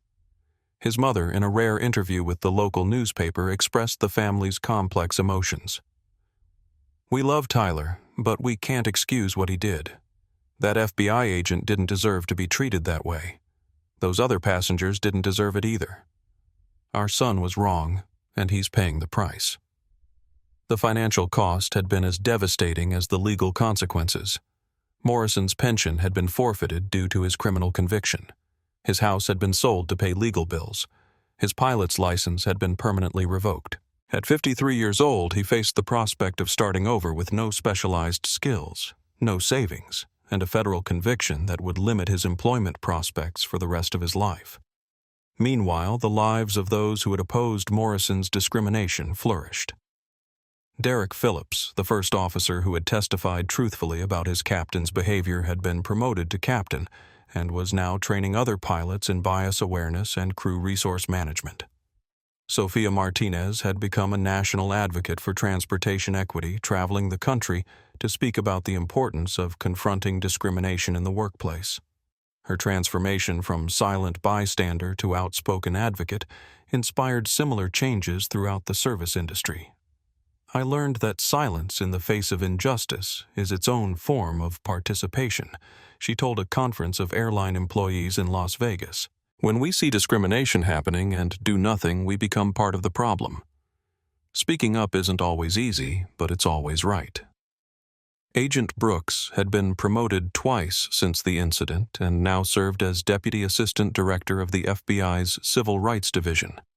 His experience on Flight 22847 had become a catalyst for broader reforms in how federal law enforcement addressed discrimination in transportation and other public accommodations. The Morrison incident taught us that civil rights violations aren't just individual tragedies. They're potential national security vulnerabilities, Brooks explained during a presentation to the International Association of Chiefs of Police. When discrimination creates chaos and uncertainty, it can interfere with legitimate law enforcement operations and potentially aid criminals who exploit that confusion. The FBI had established new protocols for agents traveling on official business, including discrete identification procedures that could prevent future incidents while protecting ongoing operations. Airlines had implemented corresponding procedures to verify federal credentials without creating the kind of public scene that Morrison had generated. American Eagle's transformation had been comprehensive and permanent. The airline had spent over $200 million on new training programs, monitoring systems, and cultural change initiatives. Customer satisfaction ratings had actually improved as the company's commitment to inclusive treatment attracted passengers who valued dignity and respect. CEO Robert Manning had retained his position despite calls for his resignation, but only after implementing the most comprehensive diversity and inclusion program in aviation history. Every employee, from gate agents to senior executives, underwent extensive bias training. Anonymous reporting systems allowed passengers and workers to flag discriminatory behavior without fear of retaliation. The industry-wide changes extended far beyond American Eagle. The FAA had mandated bias awareness training for all commercial pilots. The Department of Transportation had established new civil rights compliance standards. Airport authorities had created passenger advocate positions to address discrimination complaints. Other airlines had voluntarily adopted similar reforms rather than wait for regulatory requirements. The business case for inclusive treatment was clear. Discriminatory behavior created legal liability, damaged corporate reputation, and alienated customers in an increasingly diverse marketplace. The broader cultural impact of the Morrison case was equally significant. Law schools taught the incident as a case study in civil rights enforcement. Business schools analyzed it as an example of how individual employee behavior could destroy corporate value. Ethics professors used it to explore questions about intent versus outcome in moral judgment. For Morrison serving his sentence in federal prison in Pennsylvania, the philosophical debates felt abstract and irrelevant. He spent his days working in the prison laundry and his evenings reflecting on decisions that had seemed so natural at the time but now appeared catastrophically wrong in hindsight. His few visitors reported that he seemed genuinely remorseful about his treatment of Agent Brooks and other passengers, though he struggled to understand how prejudices he had harbored for decades had suddenly become criminal conduct. "I never thought of myself as racist," he told his court-appointed counselor during one of their sessions. "I thought I was just being careful, being thorough. I thought I was protecting people." The counselor's response was gentle but direct. Tyler, racism isn't always about conscious hatred. Sometimes it's about unconscious assumptions that lead us to treat people differently based on their appearance. Your intentions may not have been malicious, but your actions caused real harm to real people. As Morrison's release date approached, victim advocacy groups and civil rights organizations prepared for his return to society. There would be protests if he sought employment in aviation or transportation. There would be monitoring to ensure he didn't engage in further discriminatory behavior. But there would also be opportunities for redemption if Morrison chose to acknowledge his wrongs and work toward making amends. Several organizations had indicated willingness to accept him as a speaker about the dangers of unconscious bias if he was willing to honestly confront his past behavior and help prevent others from making similar mistakes. The question remained whether Morrison was capable of that level of self-reflection and accountability. His actions over the coming years would determine whether his disgrace would be the end of his story or the beginning of a different kind of service to a society he had harmed through his prejudice. For now, justice had been served. Accountability had been established and targeted reforms had been implemented to prevent similar incidents. The scales had balanced even if the process had revealed uncomfortable truths about discrimination, terrorism, and the complex ways that individual actions could have far-reaching consequences in an interconnected world. 5 years after the incident at LaGuardia Airport, the transformation of American aviation was complete and irreversible. What had begun as one pilot's racist confrontation with a federal agent had evolved into the most comprehensive civil rights reform in transportation history. Agent Damon Brooks, now Deputy Assistant Director of the FBI's Civil Rights Division, stood before a packed auditorium at the National Civil Rights Museum in Memphis, delivering the keynote address at the annual Transportation Equity Conference. Behind him, a large screen displayed statistics that would have been unimaginable before the Morrison incident. Commercial aviation discrimination complaints have dropped by 78% over the past 5 years. Brooks told the audience of airline executives, civil rights advocates, and government officials. Not because discrimination has disappeared, but because the industry has finally implemented effective prevention and response options. The numbers were striking. Prior to the Morrison case, the Department of Transportation received an average of 847 discrimination complaints per year related to commercial aviation. In the most recent year, that number had fallen to 186. And those complaints were being investigated promptly and resolved fairly rather than buried in bureaucratic delays. Sophia Martinez, now serving as American Eagle's Vice President of Passenger Experience and Equity, followed Brooks to the podium. Her journey from complicit gate agent to industry leader had become a symbol of how individual transformation could drive institutional change. 5 years ago, I was part of the problem, she acknowledged to the audience. I saw discriminatory behavior and stayed silent because speaking up felt risky. The Morrison incident taught me that staying silent was actually the bigger risk, to my conscience, to my integrity, and to the passengers who deserved better. Under her leadership, American Eagle had become the industry standard for inclusive passenger treatment. The airline's bias reporting option had processed over 400 reports in 5 years, leading to corrective action that had prevented escalation to formal discrimination complaints in 94% of cases. We learned that most bias incidents can be resolved through immediate intervention and education, Martinez explained. When gate agents receive real-time coaching about implicit bias, when supervisors respond quickly to passenger concerns, when crew members understand the legal and ethical requirements of their positions, discrimination becomes much less likely to occur. The industry-wide transformation extended far beyond American Eagle. Delta Airlines had implemented what they called dignity in flight protocols that required supervisory approval for any passenger removal or boarding denial.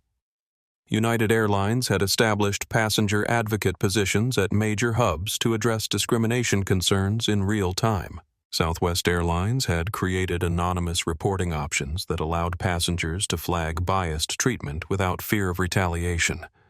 The changes weren't limited to commercial aviation. Amtrak had adopted similar bias awareness training for all customer-facing employees. Greyhound had implemented new procedures for handling passenger disputes. Even TSA had revised its screening protocols to reduce the potential for discriminatory treatment.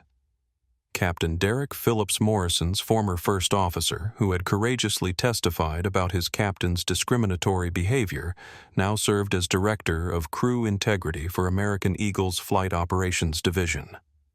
His responsibility was ensuring that the culture that had enabled Morrison's prejudice could never resurface. We completely reimagined pilot training to emphasize bias awareness and civil rights compliance, Phillips explained during a panel discussion at the conference. Every captain now receives monthly briefings on legal and ethical standards. Every crew member understands that their authority comes with the responsibility to treat passengers fairly, regardless of race, religion, nationality, or appearance. The results were visible in customer satisfaction surveys. American Eagle, which had seen its passenger approval ratings plummet during the Morrison crisis, now ranked among the highest in the industry for customer service and inclusive treatment. The business case for eliminating discrimination had proven itself. Treating passengers with dignity and respect was not only morally required, but financially beneficial. FBI Director James McNeil, speaking via video link from Washington, provided the law enforcement perspective on the transformation. The Morrison incident taught us that civil rights violations in transportation aren't just individual injustices. They can interfere with federal investigations, compromise national security operations, and undermine public confidence in law enforcement. The FBI had established new protocols for agents traveling on official business, including discrete credential verification procedures that could prevent future incidents while protecting ongoing operations. Airlines had implemented corresponding options to verify federal identification without creating public scenes that could compromise law enforcement activities. But perhaps the most significant change was cultural rather than procedural. The story of Flight 22847 had become a touchstone in national conversations about implicit bias, professional responsibility, and institutional accountability. Dr. Angela Davis, a professor of psychology at Georgetown University, who had studied the case extensively, addressed the conference about its broader implications. The Morrison incident demonstrates how individual prejudice can become institutional discrimination when it goes unchallenged, but it also shows how accountability and consequences can drive rapid, comprehensive change when institutions are forced to confront their failures. The academic research on the case had produced insights that extended far beyond aviation. Studies showed that bias awareness training was most effective when combined with clear accountability measures and real consequences for discriminatory behavior. Organizations that implemented both education and enforcement saw dramatic reductions in discrimination complaints. Vincent Torres, the terrorist, whose arrest had triggered the revelation of Morrison's pattern of discrimination, had served his reduced sentence and been released into witness protection. His cooperation had led to the dismantling of a domestic terror network that could have killed thousands of people. The intelligence he provided continued to help law enforcement prevent similar attacks.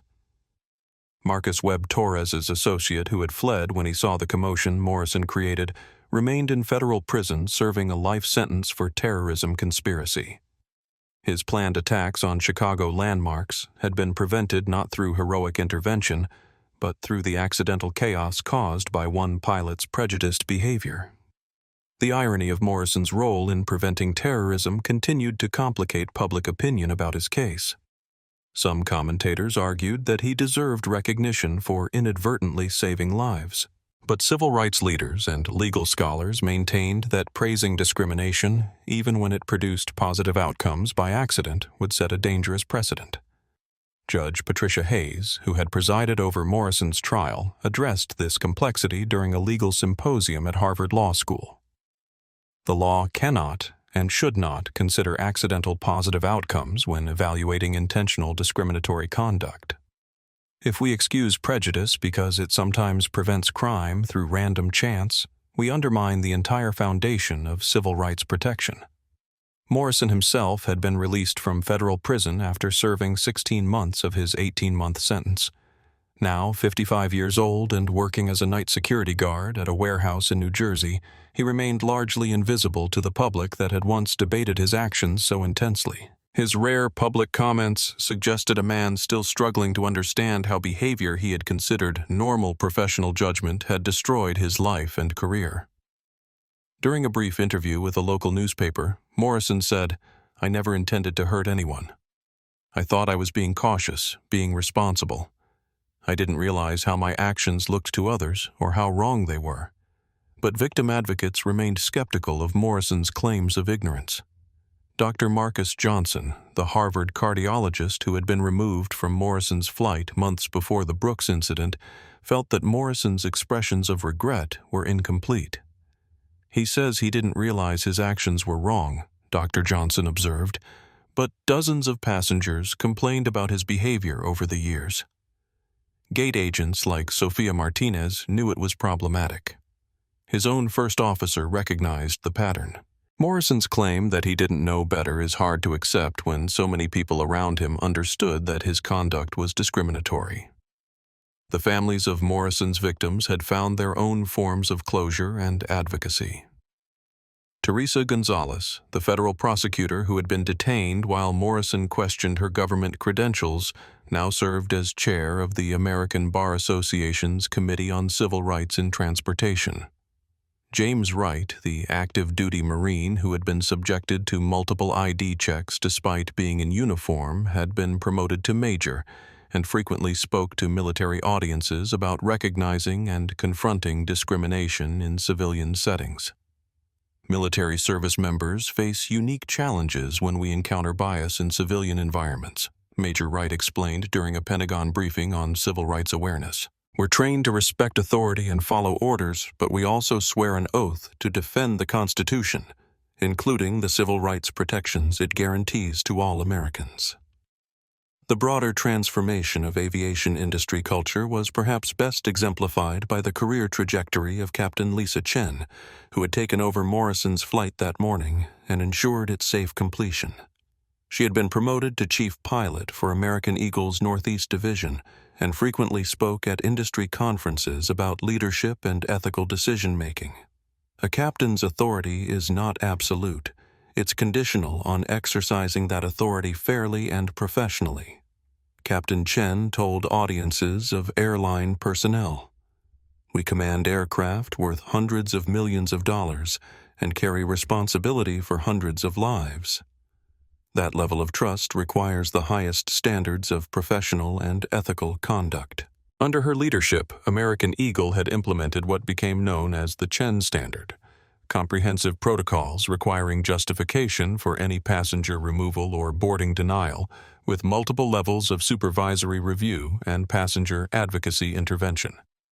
The financial transformation of American Eagle had been as remarkable as its cultural evolution. The airline's stock price, which had fallen 23% during the Morrison crisis, had recovered and reached all-time highs, as investors recognized the value of the company's commitment to inclusive treatment. Customer loyalty metrics showed that passengers increasingly chose airlines based on their civil rights records. A survey by the Travel Industry Association found that 67% of travelers considered an airline's discrimination history when making booking decisions, and 43% were willing to pay higher fares for carriers with strong inclusion policies. International observers had taken note of the American aviation industry's transformation. The European Union had sent a delegation to study the bias awareness training programs. The International Civil Aviation Organization had adopted recommendations based on the American experience. Countries from Canada to Australia had implemented similar reforms in their own transportation sectors. But the most profound changes were often invisible. The discriminatory incidents that didn't happen, the bias that was recognized and interrupted before it could cause harm, the passengers who traveled with dignity intact, because options and cultures had been reformed to protect rather than target them. Agent Brooks, reflecting on the 5-year transformation during his keynote address, acknowledged both the progress made and the work still remaining. The Morrison incident was a catalyst, but lasting change requires ongoing commitment. We've proven that discrimination in transportation can be dramatically reduced through education, accountability, and enforcement. But preventing future incidents requires constant vigilance and continuous improvement. He concluded his remarks with words that captured the spirit of transformation that had emerged from a moment of profound injustice. Justice isn't just about punishing wrongdoing after it occurs. True justice lies in creating options that prevent wrongdoing from occurring in the first place. The changes we've seen in aviation over the past 5 years represent that kind of preventive justice, making discrimination less likely by making its consequences swift, certain, and severe. The audience, airline executives, civil rights advocates, government officials, and victims of transportation discrimination, rose in sustained applause. They were witnessing the fruits of one of the most successful civil rights enforcement campaigns in American history, built on the foundation of one federal agent's determination to maintain his dignity in the face of prejudice. Morrison's racist behavior had nearly destroyed a federal investigation, but Agent Brooks's professional response had ultimately strengthened the entire network of civil rights protection in American transportation. Sometimes justice came not from avoiding injustice, but from transforming it into lasting change that protected future generations from similar harm. 7 years after that morning at LaGuardia Airport, Agent Damon Brooks found himself boarding American Eagle Flight 2847 to Chicago. The same flight number, the same route, the same gate where his life had intersected with Tyler Morrison's prejudice in such a dramatic and consequential way. But everything else was different. Brooks, now Assistant Director of the FBI's Civil Rights Division, was traveling to Chicago to deliver the commencement address at Northwestern University Law School. His topic would be Justice as Transformation: How Individual Courage Creates Institutional Change. The irony wasn't lost on him that his career had been shaped by an incident that began with someone trying to deny him the basic dignity of air travel. As he approached Gate A15, Brooks noticed the memorial plaque that American Eagle had installed 2 years earlier.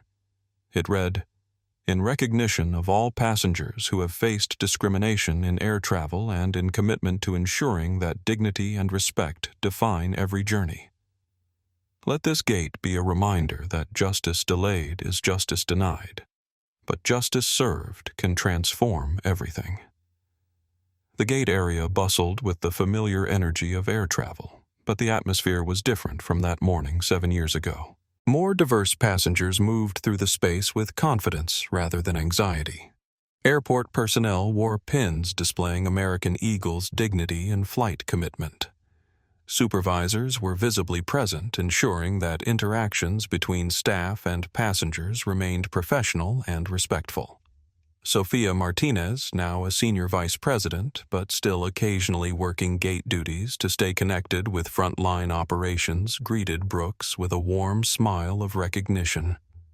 "Agent Brooks," she said, extending her hand. "It's an honor to have you flying with us again. I hope this journey is everything that last one wasn't." Brooks shook her hand, noting the genuine warmth in her voice and the confidence in her posture. The woman who had once stood silently while Morrison targeted him had become one of the aviation industry's most effective advocates for passenger rights. "Sophia, you've built something remarkable here," Brooks replied. "Not just policies and procedures, but a culture where discrimination can't hide and victims don't have to fight alone." As Brooks moved through the boarding process, he reflected on the journey that had brought him back to this same gate. The FBI credential check was smooth and professional, no longer requiring him to reveal his federal agent status, but simply verifying his identity like any other passenger while respecting his law enforcement mission.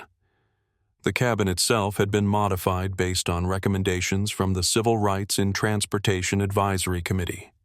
Seats were slightly wider to accommodate passengers of different sizes. Overhead announcements included multiple languages. Flight attendants wore diversity pins alongside their name tags, signaling their commitment to inclusive service. Captain Maria Santos, not related to the prosecutor who had convicted Morrison, made the usual pre-flight announcement, but with additions that had become standard across the industry. "Ladies and gentlemen, American Eagle is committed to ensuring that every passenger travels with dignity and respect. If you experience or witness any form of discriminatory treatment during your journey, please alert any crew member immediately. Your comfort and civil rights are our responsibility." As the plane pushed back from the gate, Brooks thought about Tyler Morrison. The former pilot had completed his federal sentence and now lived quietly in New Jersey, working security jobs and staying out of public view. Occasional reports suggested he had undergone counseling and claimed to understand the harm his behavior had caused, but he remained largely invisible to the communities his prejudice had damaged. Brooks felt no satisfaction in Morrison's continued obscurity, only sadness for a man whose prejudices had destroyed not just careers and relationships, but the possibility of redemption through honest accountability.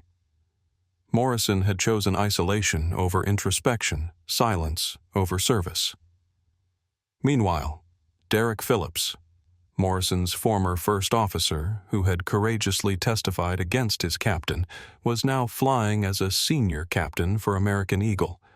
His example had inspired dozens of other airline employees to speak up when they witnessed discriminatory behavior. The culture of silence that had protected Morrison for years had been replaced by one of accountability and mutual support. As Flight 22847 reached cruising altitude over Pennsylvania, Brooks opened his laptop and reviewed his commencement speech. The words felt more powerful knowing he was writing them in the same airspace where Vincent Torres had once planned mass murder, where Morrison's prejudice had accidentally prevented terrorism, where the complex intersection of justice and irony had played out in ways no one could have predicted. Justice is not a destination, he had written. It is a direction. We don't achieve it once and declare victory.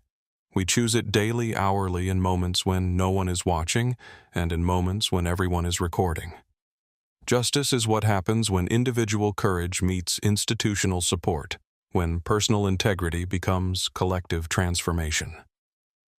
Brooks's phone buzzed with a text message from Dr. Marcus Johnson, the Harvard cardiologist who had been removed from Morrison's flight 6 months before the incident that changed everything.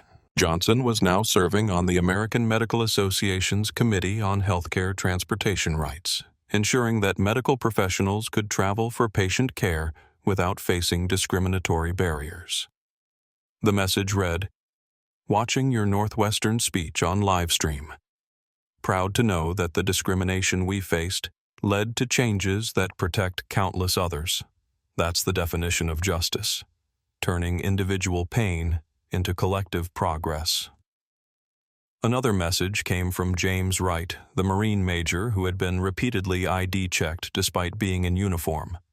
He was now stationed at the Pentagon and working on military protocols for addressing civilian discrimination against service members. 7 years ago, we were victims, Wright had written. Today, we're advocates.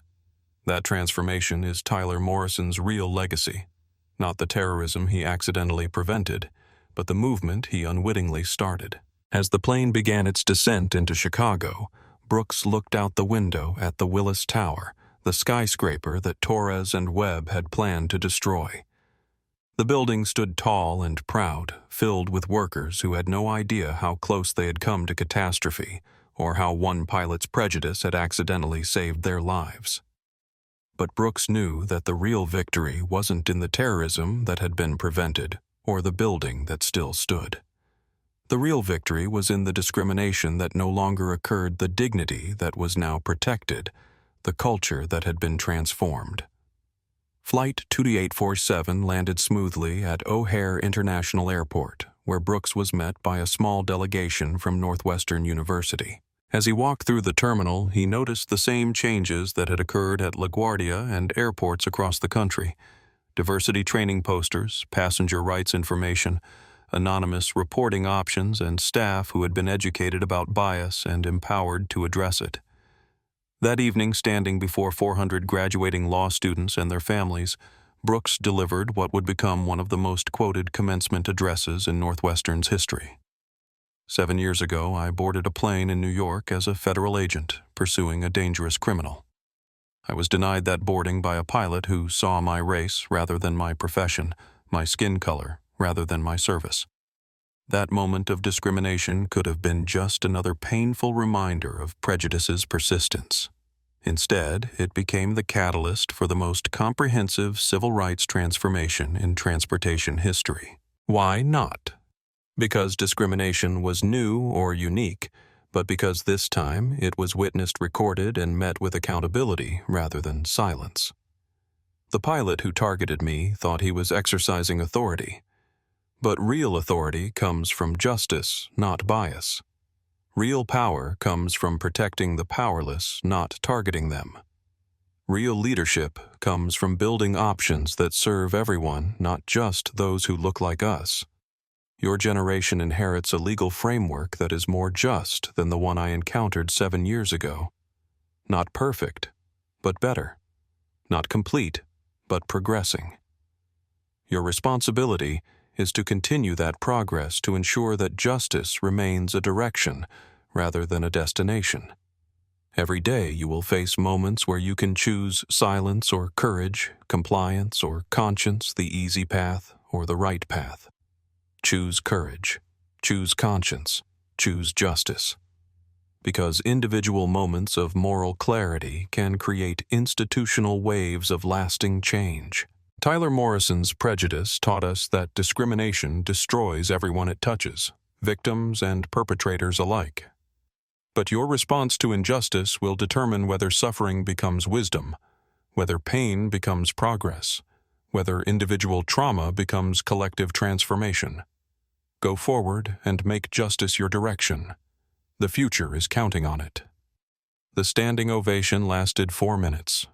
But for Brooks, the real applause would come in the years ahead when these new lawyers would encounter discrimination and choose to fight it when they would witness injustice and refuse to accept it, when they would remember that real change begins with individuals who refuse to let wrong be the final word.